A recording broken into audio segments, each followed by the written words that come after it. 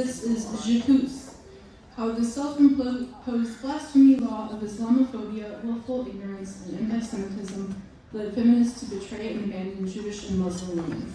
So this talk will be delivered by Goldie Hoffman, who I will introduce momentarily. I'm just going to take this out because I'm short. Thank you so much. Goldie Hoffman is a unique and multifaceted radical feminist. A former Hasidic Jew from a large family, she experienced and recognized sexism early, resulting in a lifelong passion for women's rights and exposing its abuse wherever it appears. She studies the experience of women and girls in oppressive religious communities and critiques mainstream feminism's shameful, hypocritical silence regarding Islamic misogyny and homophobia, as well as the related rising anti-Semitism, cowardly euphemized as anti-Zionism, infecting the feminist movement, exemplified by October 7, 2023, when feminists both denied and justified the heinous crimes against Jewish and Israeli women and girls committed by Palestinian Islamic terrorists and civilians. Goldie holds a bachelor's in history and Middle East studies from McGill University, speaks several languages, including Hebrew and Arabic, and has traveled extensively in the Middle East. She is also an accomplished comedian and actor. However, her outspoken wrongthings on both gender ideology and defense of Israel and Zionism against ahistorical lies and propaganda led to a coerced hiatus from performing. Goldie believes that we are sleepwalking into an existential battle for women and girls' rights and for the future of feminism and freedom as a whole. So this panel will touch upon some controversial subjects. We might not all have the same opinions, and that's fine. So I'd just like to draw your attention to the code of conduct and remind you all to allow other women to speak and to disagree with ideas and not people. So let's all conduct ourselves civilly. The structure of this panel, so we have about 80 minutes. The first 40 will feature a video sporadically with commentary from Goldie, and then the last half of the panel is time for Q&A. So please do hold your questions for the last half of the panel. And I will turn it over to Goldie. Thank you. Thank you very much. Thanks for having me. Okay, so you can all hear me, right? I'm just yeah. I rarely need your mic, so. Okay, the title again is J'accuse, how the self-imposed blasphemy law of Islamophobia, willful ignorance, and anti-Semitism has led feminists to betray and abandon Jewish and Muslim women. So first on the title, some of you may know what J'accuse comes from. It literally translates as I accuse in English, and it comes from a very famous letter in 1898 by the writer Emile Zola, who was not Jewish, and he was calling out and accusing the French military and the French government of a willful cover-up and framing of a Jewish officer who was later had to fight for his freedom and suffered for years. And he wasn't Jewish, and it was obviously him. He called it out, J'accuse. And since then, you will sometimes see that used, and the term is used usually to describe a public and a bitter denunciation of perceived injustice or corruption. So it also, something to know about that issue is, similarly to today, it divided France. You can look it up, it's the Dreyfus trial. And it is still a topic discussed there, and it became an international crisis. So once again, very divisive issue. And because I phrase it as an accusation, j'accuse, it's an argument. So I want you to imagine that we are all on the stand, sitting here, but including myself, we are all parties of this case. That means we are the accused, as feminists ignoring something feminists shouldn't do. That's my argument. So we are defendants. We're also the jury and the judge. So in a sense, we're guilty and we're not guilty. As I'm presenting and we're discussing, I want you to think and imagine, again, a reminder of why we're all here. I sometimes think of it as an analogy of a compass. So take the compass and you imagine it points to women and girls, women and girls, women and girls' rights. And that always should be your, finding your north. And you go wherever that is the truth. It doesn't matter if it leads you down an uncomfortable path, an unpopular one, but if it's pointing to women and girls' rights, and in this case injustices, that's where it's pointing. That's where you have to go. That's who we are as feminists. So we are talking about women and girls, and who among them, whose rights we are fighting for, and whose we aren't. We are either denying what they're facing, not interested, or too afraid to touch it. So we have some double standards, as all humans do. And essentially, we can't allow that, though, because we, especially as radical feminists, we are fighting for all of women and girls inalienable, given rights to equal value, and equal dignity, and equal opportunity of this one precious life we get on earth. So we, of course, as Elizabeth mentioned, we're not all going to be able to agree on things, let alone divisive issues. But I definitely want everyone to keep in mind that I believe that we're all here for the same reasons.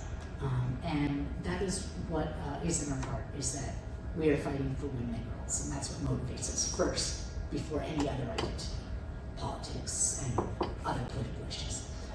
So I want you to also to basically to think about everything that you're seeing or listening to, whether you agree or disagree, and if you do agree with me that these are being ignored and why, what are potential solutions for the problem? It's obviously I don't have them all, and it's always easier to diagnose a problem than it is to fix it. So what can we do? Obviously, from the top of your heads, that's a tall order, but it's a starting point. I think that we need to have more of these discussions, and I hope we do, and that this is a beginning of not only how we tackle this topic, but any other potential wedge issues and controversies that could divide us, but they don't have to if we don't let it. So instead of being afraid of divisive issues, as long as we follow that compass of women and girls and commitment to truth, not trans, I think that we, especially as feminists, we're uniquely positioned to be able to handle that and be able to even agree to disagree if that's what we end up. Okay, so I'm going to show a video. It is 18 minutes. And it is going to be an overview of the indictment, the charge I'm saying of what we as feminists, even radical feminists, don't want to touch. Or if we do, we lightly graze it and we let it go, or we outright deny these things are happening.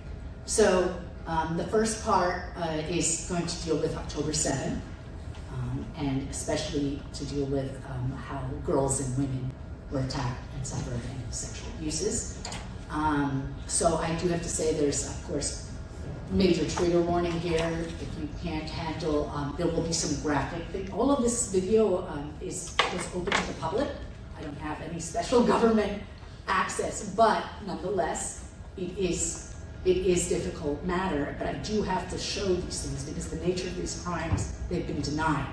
And we are unfortunately in an age of a war of propaganda and images, and people are showing images on one side and not on the other, and they're very triggering and emotive images, and it works. So we unfortunately, I would ask, if you can, but obviously I don't want to push anyone. If you can't handle the graphic nature, please look away. I'm even going to tell you in the first part, so again, the first 8 minutes is October 7th, and I will tell you in each clip okay, this is graphic.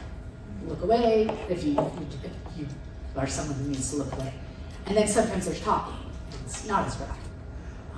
And if I apologize if something that I thought is not so triggering, because they're talking or whatever, you feel free to look away or something. And then after that first part, the second half of the video is going to deal mainly with women and girls in Islamic countries and Islamic societies, so that can include the West. And again, there is some graphic, graphic imagery and videos, but all of this is true. Unfortunately, the nature of this very topic, not just because it's divisive, because it's denied, we have to deal with it. And I know, for some people that might be stuff you've already seen, and in which case you're like, I know what I'm seeing, or you've never seen it, and because that's part of the whole battle.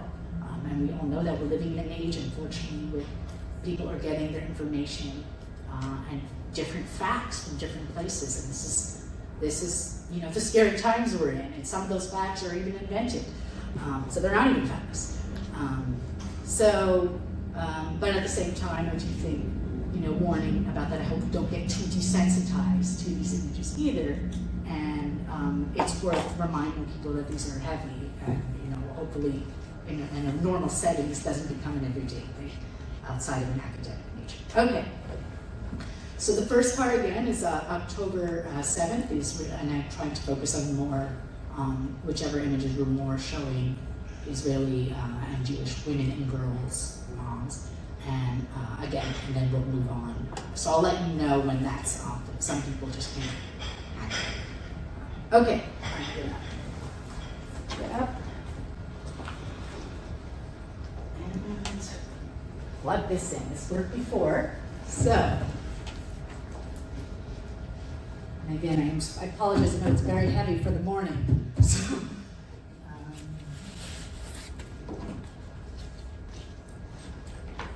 this is unfortunately the world that we live in. So again, as you're watching, think if this is true, if you're not, really addressing these, and why this is the case, or why we deny it.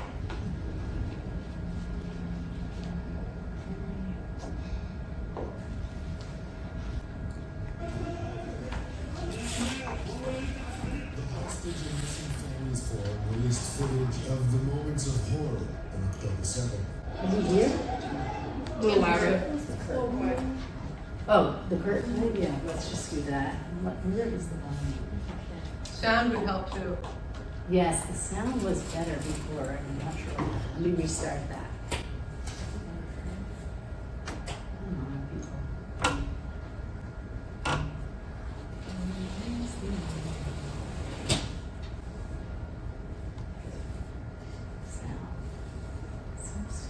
Oh, I can turn off the lights. Seems to be that is, I wonder if the TV can just go louder or something, how that works. We just did this. But.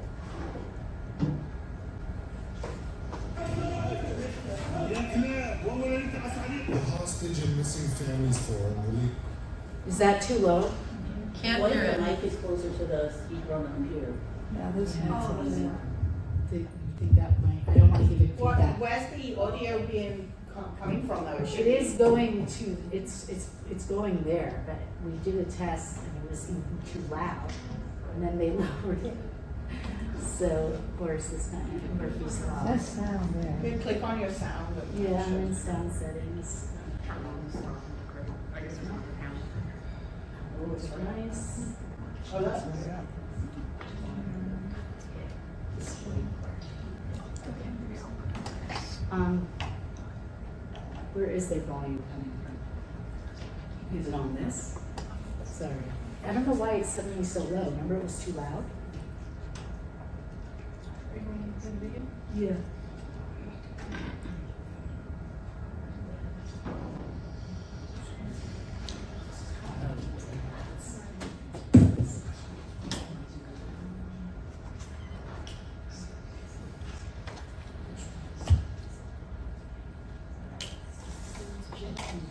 Yeah, it was pointed out, and I don't know what happened today.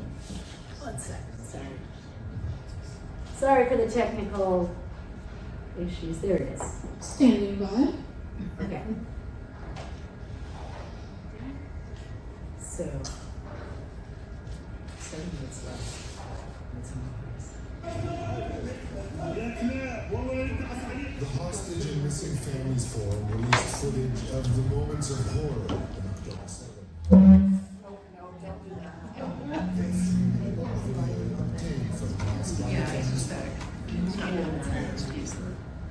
Yeah, we can just turn this volume on. Yeah, this is the one. Keep playing it. I'm like, Okay, let's sorry about that. I'm not trying to be.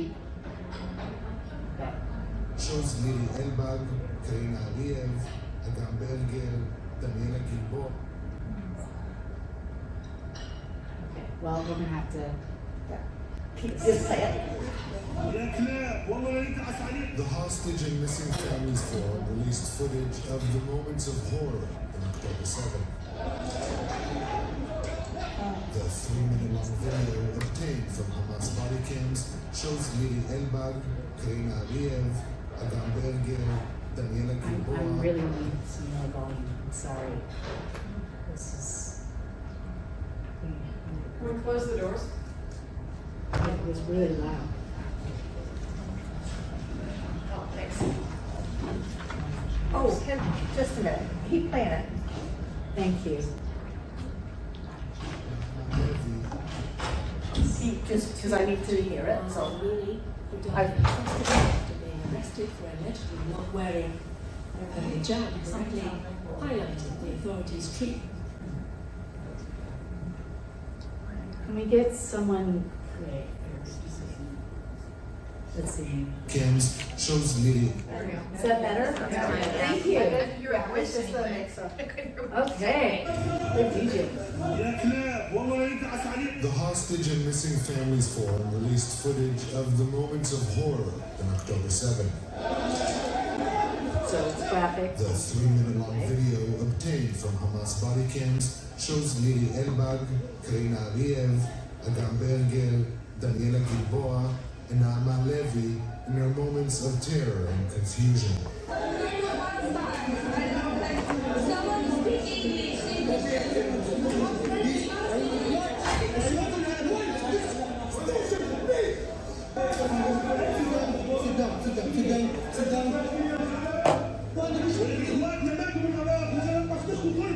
The video was released at the request of the families who click in.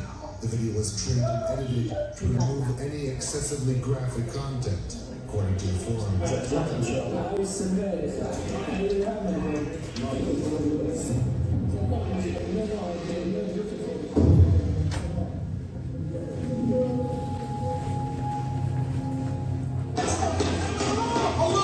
It's very graphic now, so if you can see.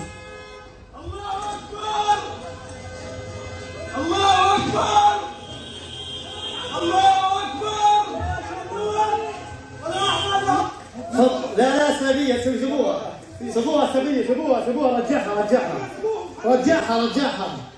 انت مكانك تعال Very graphic.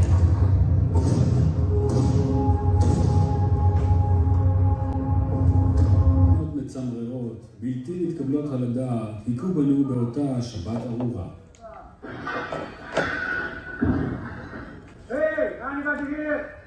סרטון הפייסבוק לייב עם משפחת עידן היה מהקשים ביותר. המשפחה אחוזת האימה הייתה בתוך הממד החשוך, אין חשמל. שרה מוטלת בממד ללא רוח חיים. שני הקטנים לא מצליחים לקלוט מה קורה, וגלי מפגינה קור רוח בלתי נתפס. משם זה אוטומט. משם זה התחיל להיות לי... הייתי על אוטומט. الله قال שיורים עלינו. סליחה. בדיוק שבא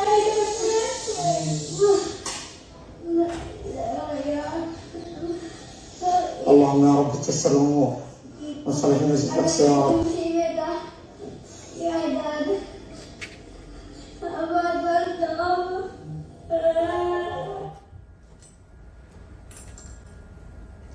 That's of course Shiri and Biba's kids, Ariel and Kafir, who were strangled to death.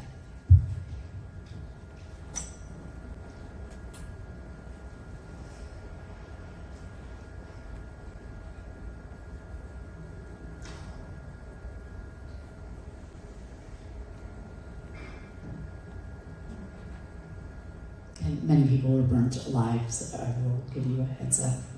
There's some images, they've covered things, but it's still graphic.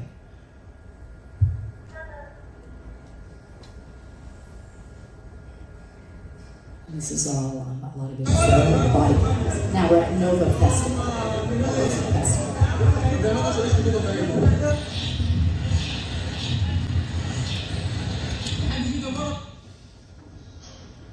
most of these people are dead.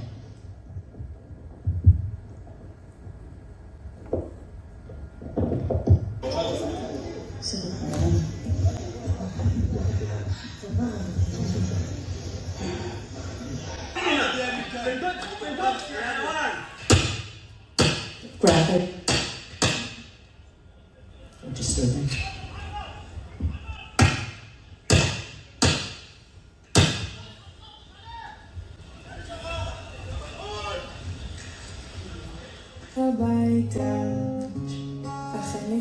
Should we look at the very party?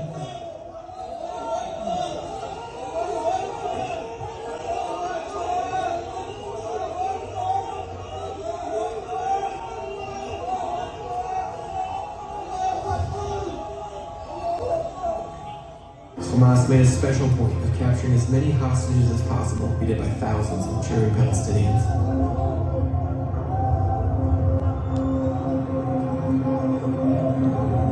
They spit on the bodies and they hand out candy.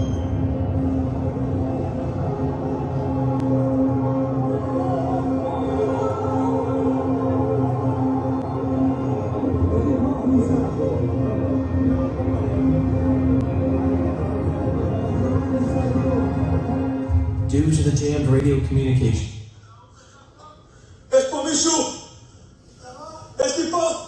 This is the aftermath and it's very graphic. This is at Nova, the next day.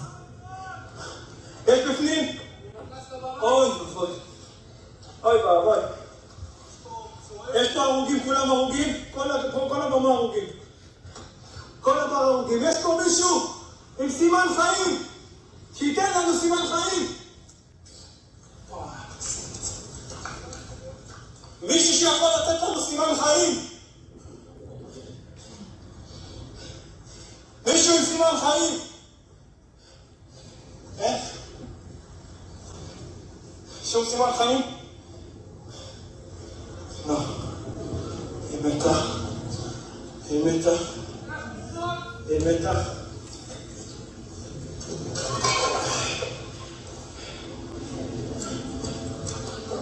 The desperation in his voice, this part, just מישהו, בבקשה. please. מישהו יכול לענות? Very graphic, burned bodies, and obviously sexually assaulted. Some people only, that's a dog, identified by their remains, teeth. Some families were given. They were sifting through bags of ashes for months.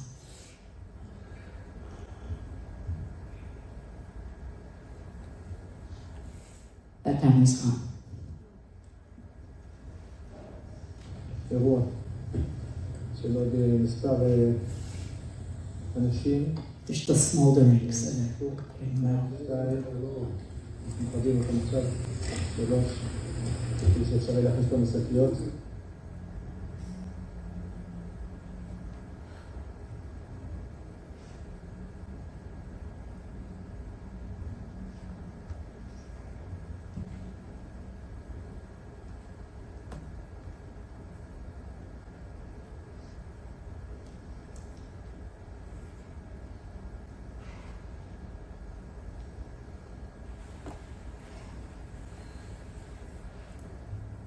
The largest massacre of Jews since the Holocaust. In one day.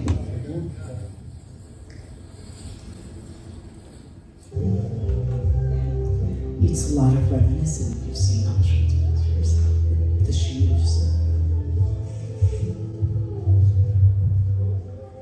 Of course, not at that scale, thankfully, but the teeth and bones. With some people who still haven't identified. This is an interrogation. ثم أنا ثم أحمد الحسن. بعدين طلعنا. أنا طلعت جابت أبوي وحسن وحسن وأحمد. بعد ما طلعنا. طلعنا من الليل. عايشين. لا أبوي كتلنا. بعد ما طلعنا احنا جالي كتلنا طبعا Okay, so that covers that. Now we move on to Iraq, the Kurdish Yazidi women and girls that are also still in the city.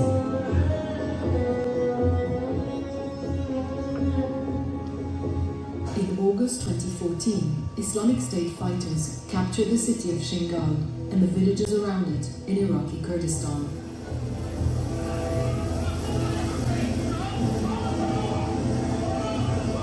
Dozens of Yazidis fled for their lives. The Yazidis follow their own centuries-old religion. The Islamic State group, or IS, consider them heretics. They captured thousands of women.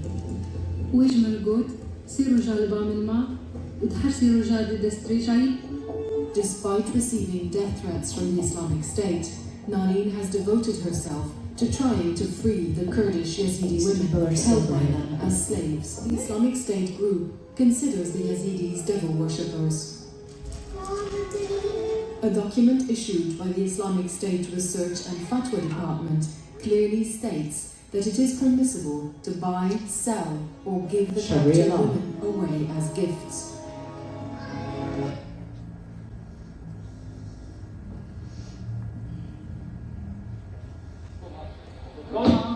It's graphic.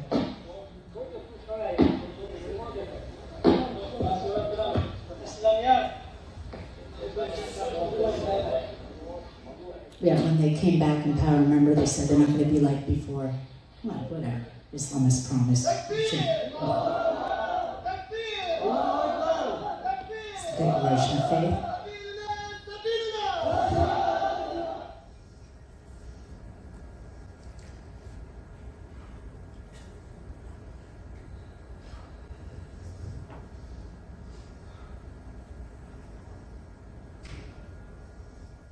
Even if you're suspected, that's enough. Oh, and the women are buried to the waist. They die slower. The men go to the neck. The 2023 Nobel Peace Prize laureate, Narges Mohammadi, says she is writing a book on the torture and sexual abuse of female prisoners in Iran. The human rights activist has spent years in prison and says she has witnessed serious sexual violence. Right now she's out on health grounds, but could be rearrested at any time. Amnesty International also says Iranian security forces used rape and other forms of sexual violence to punish demonstrators during nationwide protests in 2022. Rare new footage of Narges Mohammadi standing outside a prison in Mashhad, using her temporary freedom to express solidarity with the political prisoners inside. Mohammadi's decades-long fight for human rights in Iran has seen her jailed repeatedly over the past 25 years. Most recently, she's been at the infamous Evin prison in Tehran. Many reports have emerged from behind these walls of rape, sexual assault and violence used to break the will of political prisoners.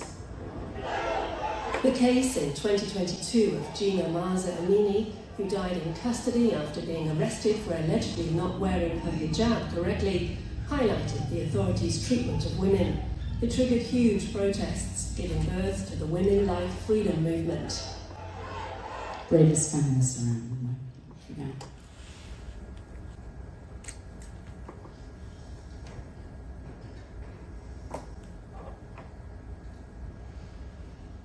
This is Sarah Khorbani, and the privilege of knowing her.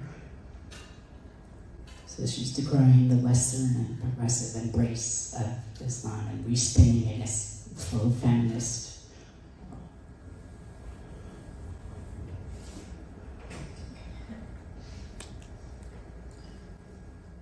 Yasmin Mohammed, who I met this summer at Wolf's Radford Camp. I know some of you were there, and this is part of her talk, and it's on YouTube, so I encourage you all to yeah, so it's coercive control, even if somebody is saying, I believe it, I want to wear it.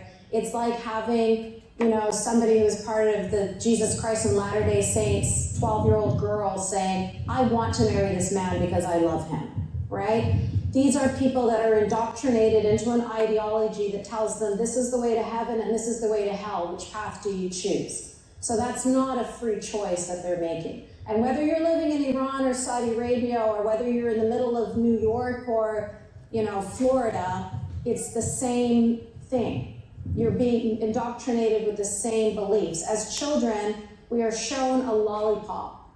And one lollipop is covered, and the other lollipop is covered in flies and bugs because it's unwrapped.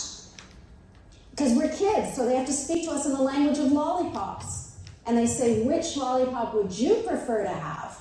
Do you want the one that's covered in the beautiful wrapping, or do you want the one that's covered in ants and bugs? So, of course, if you asked me when I was a kid if I wanted to wear hijab, I would say, yeah, I'm wearing it because I want to, right? Because even I would never admit to you that I was coerced into it and that I hated it for two very main reasons, very big reasons. Number one, I would never utter those words because they could get me thrown in hell for eternity, right? I'm not gonna admit, even if the thought comes into my head, I'm scared because Allah can read my mind. So I'm never gonna admit that. And secondly, I don't want people to know that I am a person who is being controlled. I'm humiliated. I don't want to share that. I would rather look like somebody who is making her own decisions rather than look like this pitiful girl who is being forced into clothing that she doesn't want to wear. So it's mission, right? I started an organization called Free Hearts, Free Minds, which is all about supporting people who are ex-Muslims and people who are homosexuals in Muslim-majority countries, because both groups of people are to be executed for who they are, for who they love or what they believe. And some are both. It was October 8th. It was like a heartbeat. October 8th, immediately, people were like celebrating paragliders in their Twitter posts, and it was just so inhumanly heinous. I couldn't believe it. They didn't even take a minute to, the bodies of the people who were murdered on October 7th were still born, and they were already gone, turned, blaming the victims, and somehow upholding these terrorists that had just terrorized this nation, right? And so I couldn't believe that this is what we were dealing with, even though I knew, even though I was aware. Hamas is no different than Al-Qaeda, than ISIS. They're all the same. I understand the ideology. I lived that ideology, right? And still, it was so shocking to me because it's like, as a Muslim, you're indoctrinated into this from birth. You read the Quran and you are taught about how Jews are the scum of the earth. They're the worst of Allah's creatures. They're pigs, they're apes, they should be killed, da-da-da-da-da. You're being told this from as soon as you can understand words. And so it's like the vicious, genocidal anti-Semitism coming from Islam made sense to me. I understood it. I grew up in it, right? But I was not expecting to see the parallel language in the West from free-thinking, educated people who were not indoctrinated into this same hate. Like I couldn't understand how the chants of Hamas were the same chants that I was hearing in Toronto, Ontario, in my country of Canada. How is this possible? How do we have university professors in Montreal telling Jewish kids, go back to Poland? How did this happen? And you have to understand, because a lot of people really are like, the poor girl responded, I'm not Polish. And I was like, they don't mean Poland. Like Goldie was saying at the beginning, stuck in between, Islam is a religion of peace, and if you speak out against it, you're an Islamophobe. And all Muslims are terrorists, and they need to get out of this country and whatever else. So it's like you're stuck in between here. Neither right nor left is listening to you or cares about what you have to say. And I felt the Jewish people that I was like, now we are in the same boat. This denial of your trauma, that is, I know that. I know what that betrayal feels like. And so, a little bit of an intro. So thank you all for powering through. I know on a Saturday morning it's a little bit heavy, but thank you. And again, I encourage you, anyone that was shown here, they're from bigger talks, a lot of them are on YouTube. Why am I taking this? Sorry, I have a mic.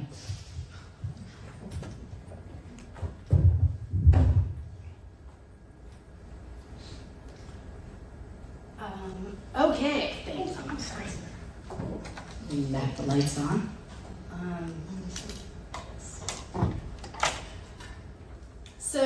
Obviously that was a lot, so take a deep breath. Of course, what did we see? I'll just go over a couple of the overview. We saw the silence, or the silence of feminists, the wake of October 7th massacre, and the shameful denial of sexual abuse and atrocities committed against Jewish and Israeli women.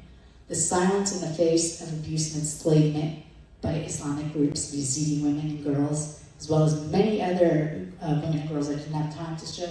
It's still happening now. Libya, Syria, Sudan, recently the Druze people, D-R-U-Z-E, or Z for Canadians. They were having, they were sending out calls for help, that they're experiencing a mini October 7th themselves, rampaging through their villages in Sueda. I think that, hopefully I'm saying that right. Israel had to actually go in and protect them, because the Druze, there's a big community in Israel, they're very loyal to the state. It's its own religion and tribe, they're basically loyal to whatever state that they live in. Anyway, and of course, that was lambasted by the media, or not reported, because we don't want to say something good about them. October 7th, of course, as you saw, I focused a lot more on it, and it's because it was denied, and it's still denied. I'm a Jewish person, and I will speak openly in the community. There's several of you here. A lot of Jews have felt completely alone and abandoned in the wake of October 7th and 8th. There were tons of messages. I've never felt so alone. No one's reached out to me. No one said anything. And countless. People were just shocked.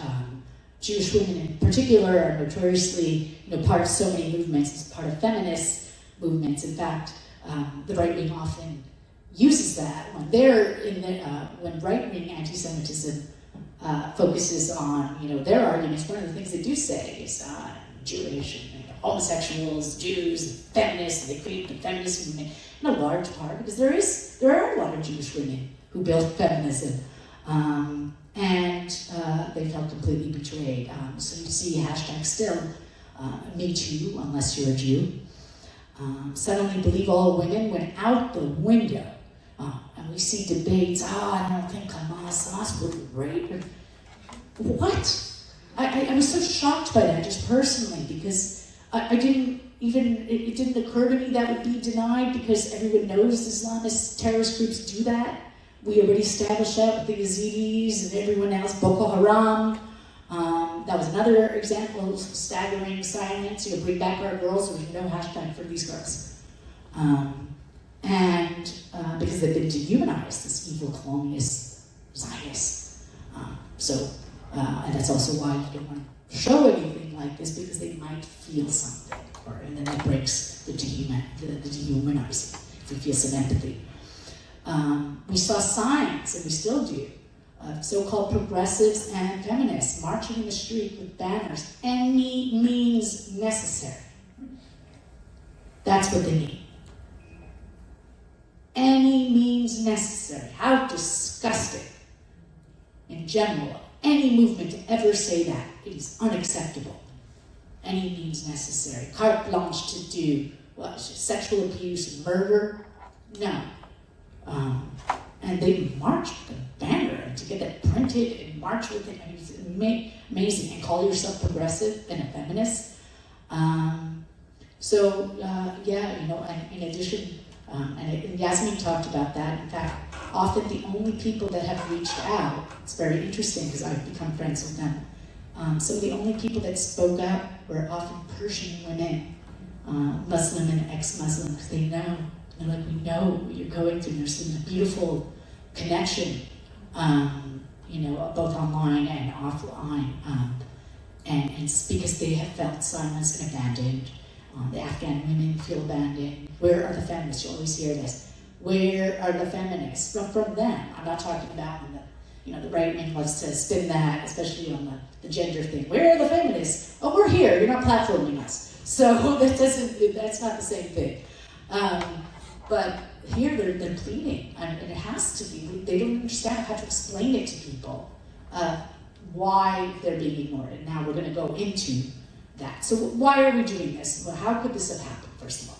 But how is it that so-called, even brilliant, intelligent champions of women's rights, indeed, even those who have devoted their entire lives truly fighting for such causes and for women's rights and meaning it, could allow themselves to be silenced and to be led so utterly astray? So I have some theories as to why, and I want you, afterwards when we discuss, maybe you have some theories or don't agree with mine.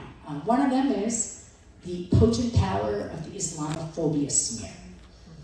And it is, we are terrified of being called a bigot, a right-wing Islamophobic bigot. Forget it, any of these terms, all of those names. It is similar to transphobia. This should be similar to us as radical feminists. And in fact, I've often wondered, I see so many parallels that I've often wondered if it's a sheer coincidence or a chosen strategy that they even chose the same word, because they could have done an ism of some type of transphobia, Islamophobia, has been working for decades.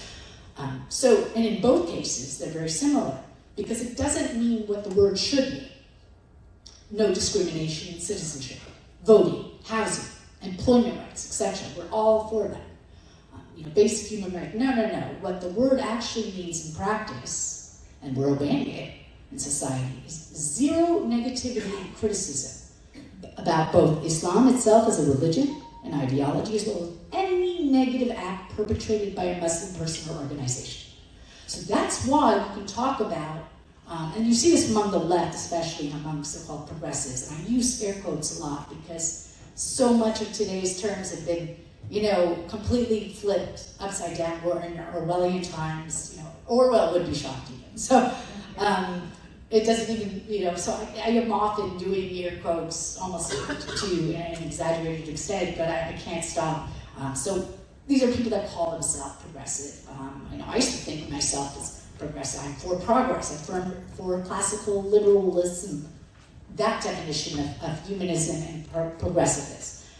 What this neo-progressivism of the last 15, 20 years is it's literally a darvo, it's a flip. So that's why you can see on the left, when there is, you can talk about the anti-Semitism only if it comes from a right-wing white supremacist. So if it's done, if the perpetrator is Muslim, you're SOL, sorry Jews, we can't stand with you.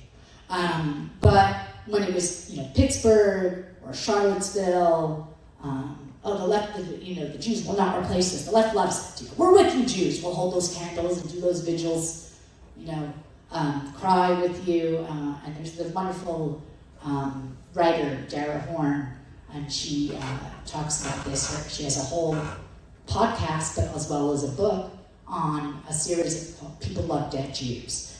Because to the world, we're often a symbol, especially on the left, and we're a lesson, the suffering servant.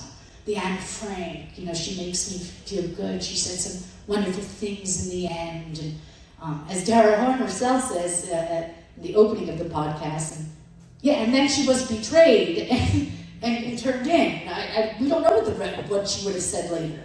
So it's a lovely story. I really believe, that people are good at heart in the end. Yeah, she's 15, and that's before getting caught out. So, but we like this, and as a Jewish person, we're often seen as, as I said, for the Christians, the suffering servant.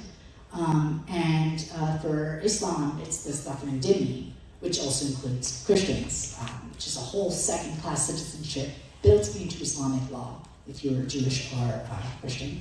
So they hate us both, but have a special wrath for the Jews, because we rejected him first. They just had the bad luck of rejecting him as a prophet first.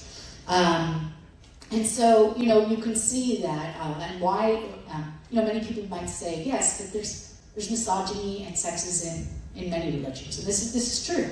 And the difference is we talk about that. We call that out. We call out the Jewish misogyny of ultra-Orthodox groups. We call out the Christians. We call out, the polygamists, the Mormons.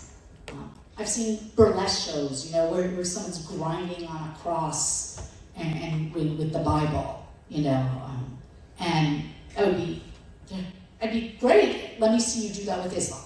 Yeah. So then I can say brave work, but but they wouldn't touch it. And so, what is this Islamic blasphemy law? Because that's what we are obeying. We don't realize that's what we're obeying, a lot of people. But it is. In Islam itself, you are not allowed to criticize, and Yasmin talked about this, the religion. You can't even have a thought crime. You are not allowed to question. It is a non-questioning faith. Even not just saying it, thinking it. It is without, we don't have time to go through it all, but Islam is a deeply misogynist religion. Very deeply. Against women and girls. It condones child marriage, child sex, like sex slavery, and a lot of the stuff as we saw in there is totally allowed. Female captives in war, spoils of war, and you're allowed to take them as sex slaves.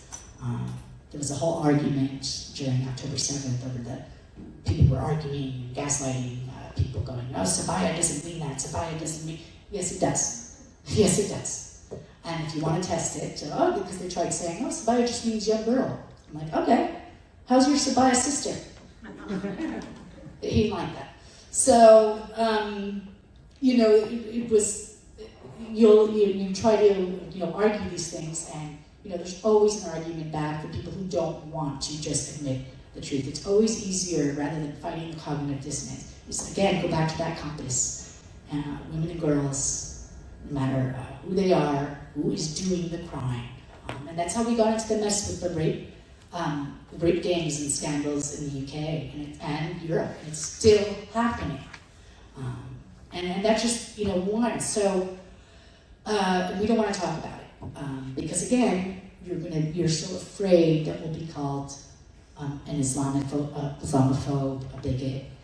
And those words, I get it. It does. It's a real. It's not just, yes, it's a name, but there's real repercussions. And so we understand that as feminists and as women, we always pay double the crime. So there's jobs that could be on the line, and of course, real fear. But we have to tackle this. I believe that Westerners' minds, our girls, especially in the K-12 system, they are they're on the line right now. They're being fought for. There's a battle for their minds as we speak, because as a lot of women, I believe, we got complacent, and we know this. This is what led us into the trans cult problem. We got complacent. We got a lot of things done, and we thought, okay, good. We're great. Let's not touch the thorny issues. We saw it happening, but many people were like, maybe if we just, give them the pronoun, and give this, and didn't want to touch it because it could be divisive. We don't want to ruin movement. So by doing that, my argument is if you don't address the thorny issues, you're forfeiting your place in that fight, because they will.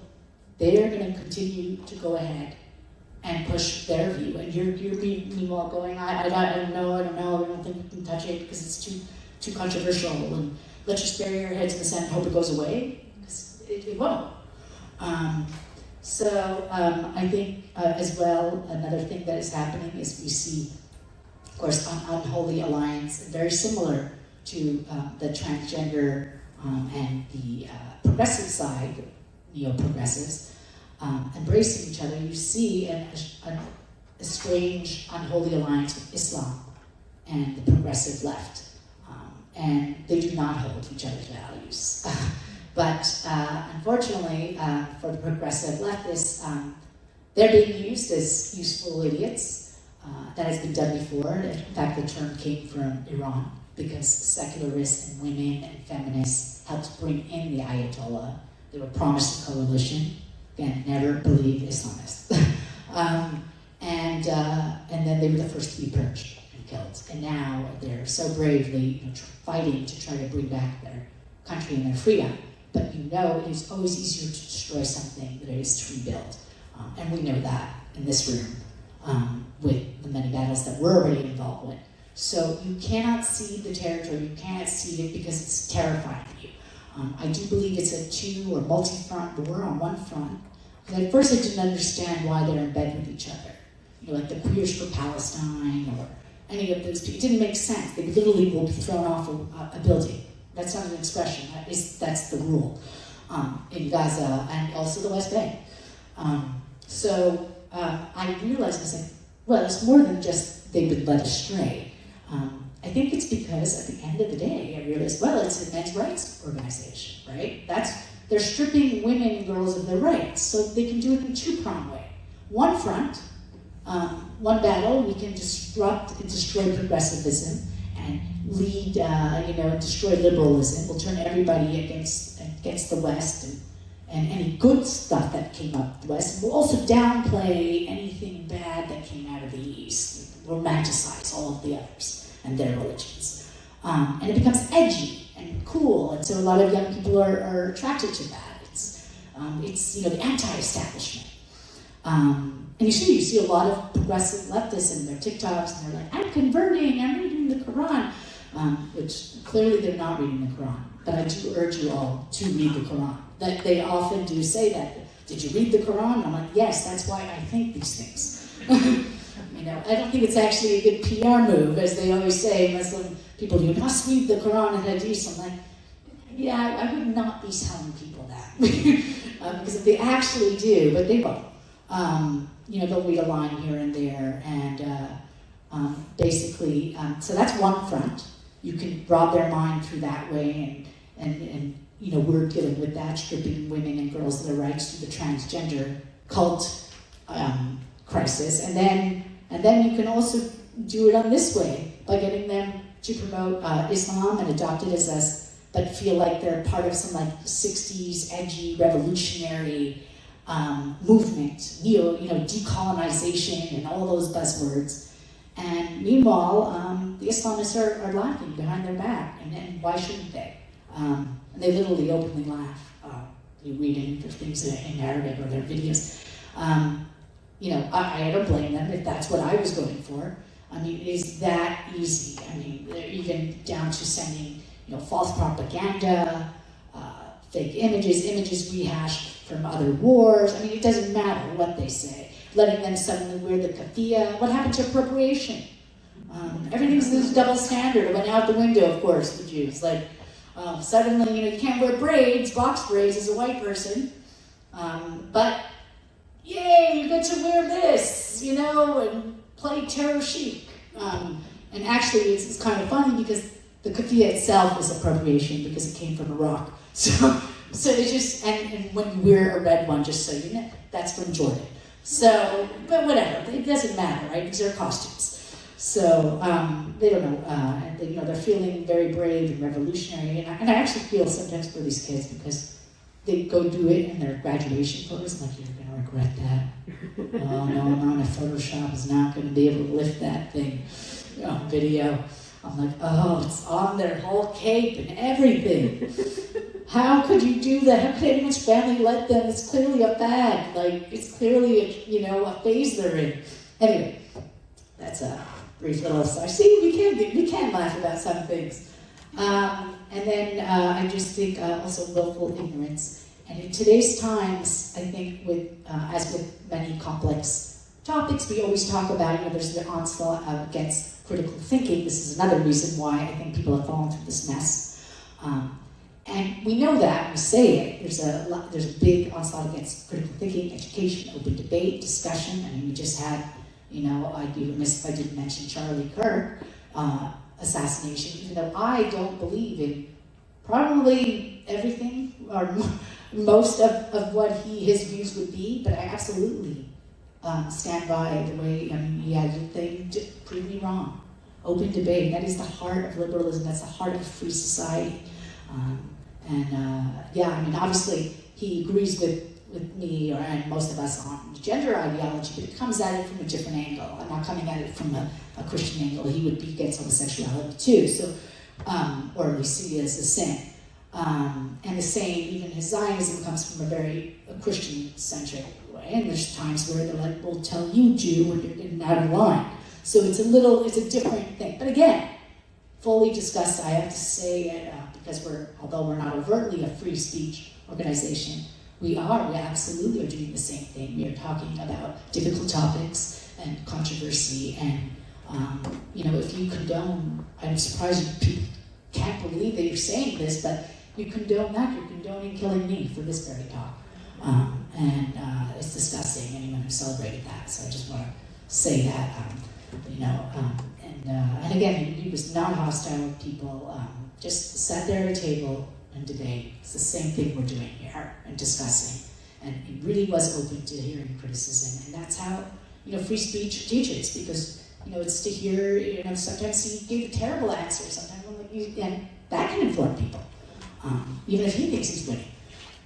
So I'm a big believer in that. There's ever increasing pressure and time constraints, though, today's time, due to 24/7 information overload. Social media has led to a shorthand of virtue signaling and the adoption of teams and what I call package deal politics. So it becomes this group thing of, I'm a leftist, I'm a right-winger, what do they say about this, and it's also boring. You meet someone, I can know by what you're wearing, what you think on everything. What happens to humans? Humans are supposed to be complex. So there's a lack of actually going through the issues, and you have to do that throughout your life, in my opinion. Re-examine. Do I still think this? Do I still think this? Go issue by issue. And that brings me, and then what was I going to say? Oh, it's going to get worse with the AI, of course.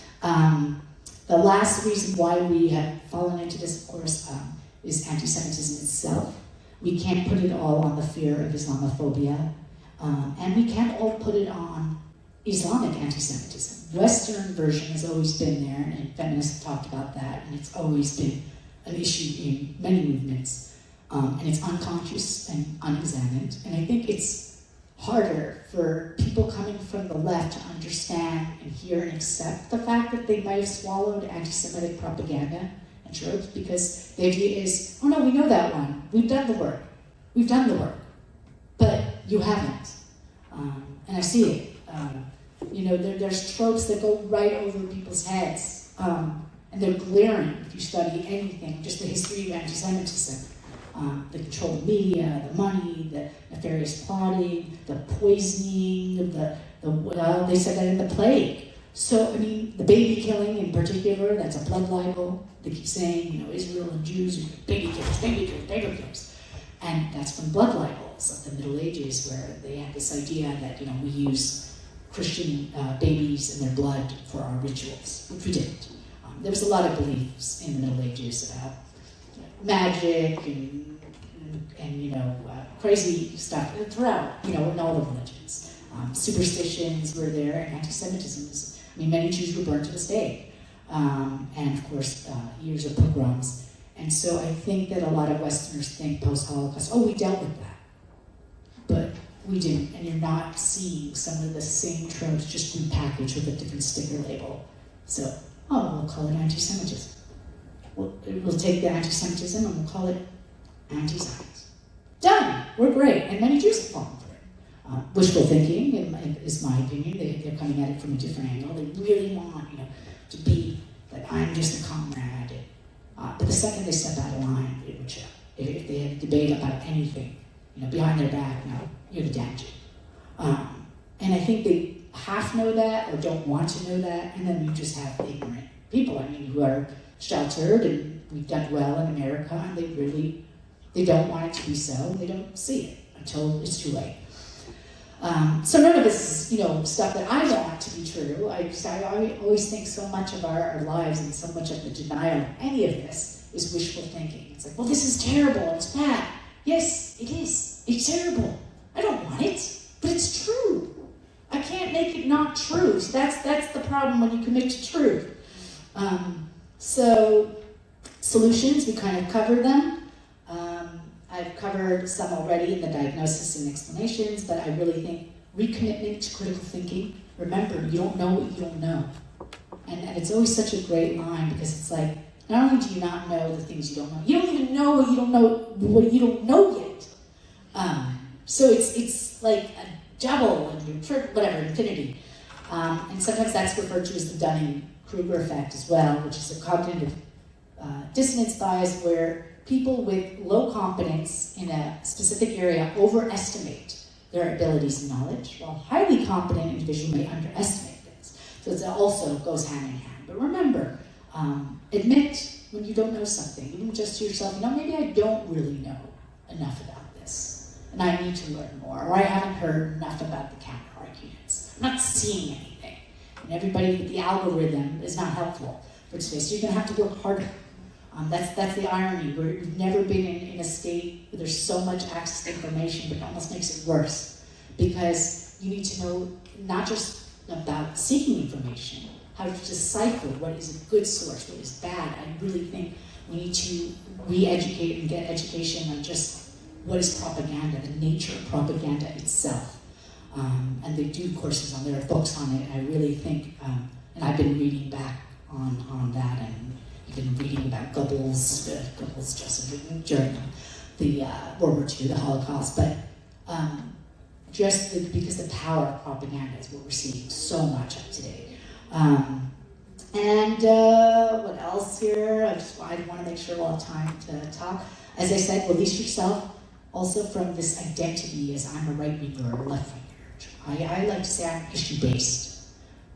So I'll go issue by issue. Give me 10 hot topics, abortion, immigration, whatever it is, Israel, and I will analyze them on their own. Now, if you plot a lot of them on the so-called right-left political spectrum, as it is today, even though it's arbitrary and it changes over time, you would see my dots, like on math, graph, they'd be like, oh, well, Goldie, you kind of cluster a lot on the left, but I'm not a leftist. And then there would be like something that's called right, because today's times have decided that defend Israel, you're on the right.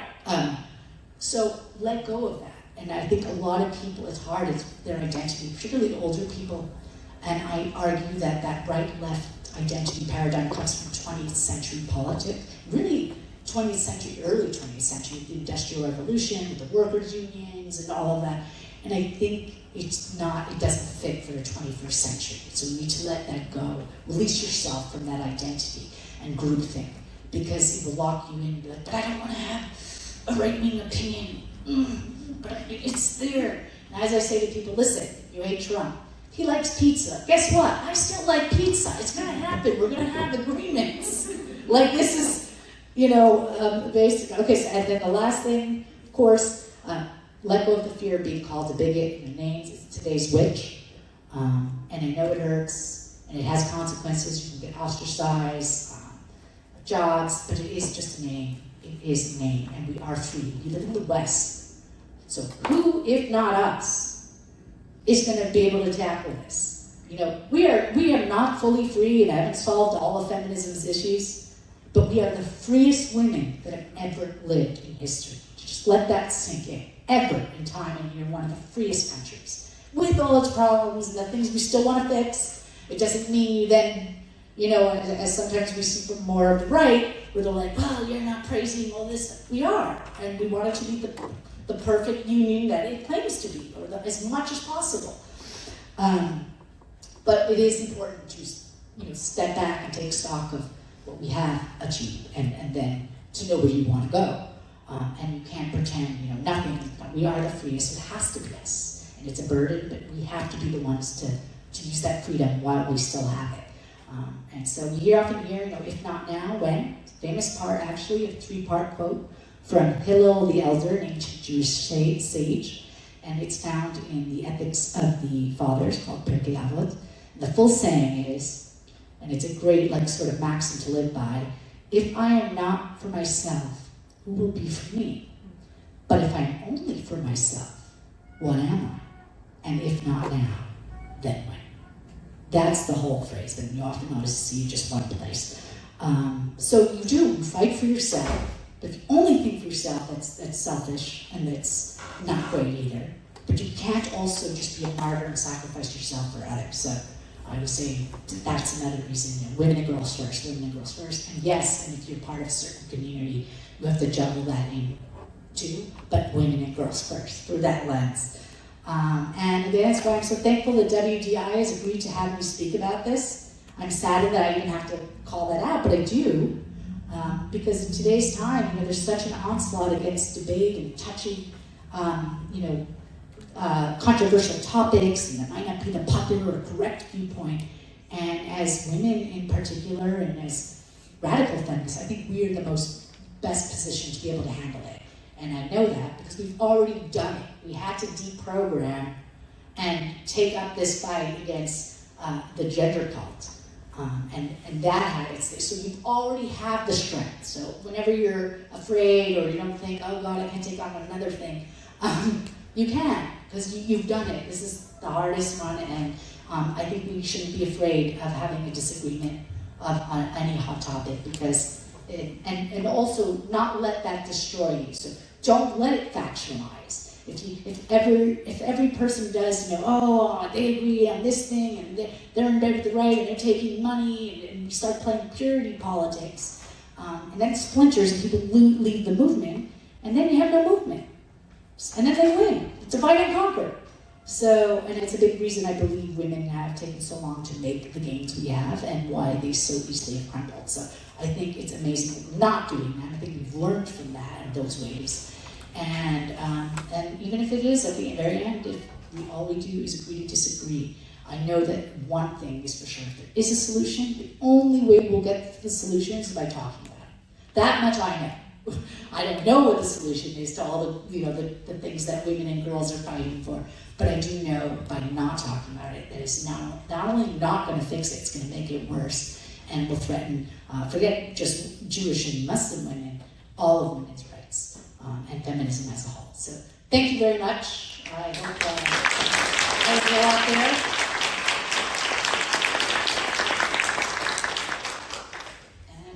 I open it up to questions, comments, any solutions that can come up. Yes. I don't know if we have a mic, but we did have a mic. I guess I'll just try to speak loudly. Okay, yeah. There is another mic, actually. Do we want to pass it? Here, I'll do it. I'm doing it. Been a host. Okay. Coming to the stage. I do have a bit of loaded questions. I'll start by saying that I never heard the other side. Before you spoke at Breakout Market, I never heard the other side of this. I actually wasn't pro-Hamas or anything, but obviously Hamas sucks, obviously, and in war there will be rape on both sides from both soldiers. So I guess you were kind of talking about propaganda. I've seen a lot of news about these Israel government, bombing children's hospitals, stopping aid from coming through. And I completely, we shouldn't criticize Jewish people for that. People have very little control of their governments. We know this. We have Donald Trump as a president right now. Obviously, we don't fucking like that. So, I don't know. So I guess... You don't need to censor me. I guess my question would be, do you have criticism? Do you think that's all propaganda, or do you think the Israel government should be held accountable for their crimes in the war, as well as Hamas? Wait, what are we having? You said we have time for this question, and then we'll need to adjourn for lunch. Oh my God, I did go, but there wasn't time? Damn, I'm sorry, I spoke way too much because of the audio. I'm gonna blame it on the audio stuff. Yes, thank you. We have to go there. But I would encourage anyone, by the way, when I said this is a conversation, it doesn't have to just be here. You can come up to me at any point. I'm happy to get into the weeds of this. Just frankly, about the hospital and the food and aid, I do believe that's propaganda. I looked into it. Hamas deliberately, for some of those places, some of the hospitals, they literally did it themselves, or Islamic Jihad. There's several groups, and they're all vying for power. Israel even had to take over giving aid. Hamas won't distribute it. They're selling it on the black market. You could also go online right now and look up. They tried taking down a video, but they're online. There's restaurants open, beautiful restaurants. Now, there's lots of poverty in places and villages and things, but it's not on Israel. See, it's always this thing of it's got to be Israel's fault because it's the Jew of the nation. And then in terms of anti-Semitism, whenever anything happens with Israel, we Jews in the West, suddenly collective guilt is back on. That's also a known. That's an old anti-Semitic practice that people don't even realize they're doing. So they're attacking Jewish schools. My high school, Alex High School in Canada, was firebombed, and that's even years ago. We've had security guards forever, and metal detectors for synagogues, community centers, and that is not even decried. Oh well, they're doing it in Israel, so I'm responsible. I thought we had this discussion post 9/11 with Muslims. So again, it's always a double standard with the Jew. It's always, here's our progressive tenets, and then they go out the window with the Jew. There's always an asterisk, as I call it, but not for you, Goldie, not for the Jews. Like, oh, okay, ethnic. Now suddenly we're white again. For years we were killed for not being white, mucking up the right race, The KKK won't let me in. But now that white is bad, guess what, Jews? You're in. When we wanted to be, in the country clubs and the universities, no, you're the Jew, the Jew blood, and blah, blah, blah. You can't get out. It's not about converting, it's your blood. And now that they've redefined whiteness, bad, and because Jews have largely, as an immigration group, similar to Asians, sometimes called a model minority, have done well. So they're white, and then they're worse for whites now. And many of us are fair-skinned, white passing. Many of us are not. Half of Israel, and this whole thing of colonialism, half of Israel, and over half, going to be soon 60%, are Mizrahi Jews, and they're from the Middle East. They were torn out of the Arab countries, actually. We'll talk about ethnic cleansing. There's so much more to talk about, but if you go to Israel, and I encourage you, I meant to say that too, go travel, go to these places. I've been to the Palestinian territories, I've been to Egypt, I've been to where I can go to and sort of hide. But go to the places. I'd love to organize a trip on Feminists to go to Israel. And that's something. Anyway, so I would encourage you to look more into it. Look for counters. Anyone's saying, and you may not agree with them, but it's true that you have to seek it. And the algorithm is not going to help you because once you see one thing, it's going to try to feed in within that line. Thank you.